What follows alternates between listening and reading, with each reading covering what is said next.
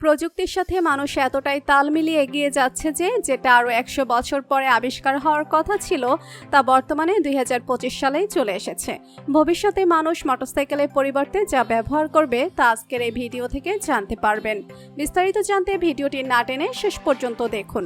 Number ১, S3 hover bike. S3 hover bike হচ্ছে একটি আধুনিক উড়ন্ত মোটরসাইকেল।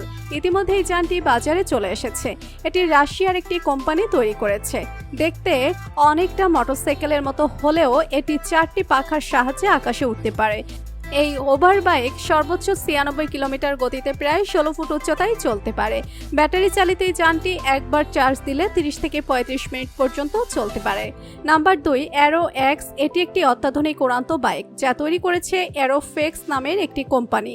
এতে হেলিকপ্টারের মতো আধুনিক প্রযুক্তি ব্যবহৃত হয়েছে, তবে চালানো অনেকটাই মোটরসাইকেলের মতো সহজ। এটি সর্বোচ্চ 72 কিলোমিটারের প্রতি ঘন্টা গতিতে চলতে পারে এবং মাটি থেকে প্রায় 12 ফুট উপরে উঠতে পারে।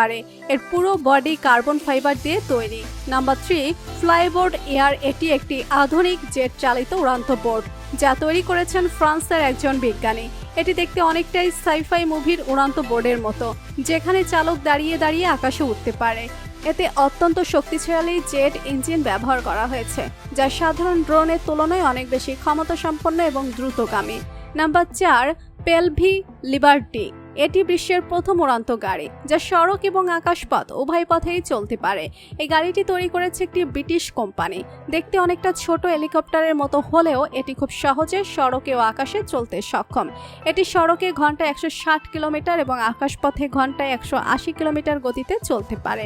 নাম্বার 5, এয়ারবাস বাহানা। এটি একটি স্বয়ংক্রিয় উড়ন্ত ট্যাক্সি যা নিজে নিজে উপরে উঠতে এবং নিচে নামতে পারে। এটি তৈরি করেছে আমেরিকার একটি কোম্পানি। দেখতে অনেকটা ড্রোনের মতো। এতে 8টি পাখা ব্যবহার করা হয়েছে। এটি একজন যাত্রী পরিবহনে সক্ষম এবং চালকের প্রয়োজন হয় না। এটি ঘন্টায় 177 কিলোমিটার গতিতে চলাচল করতে পারে।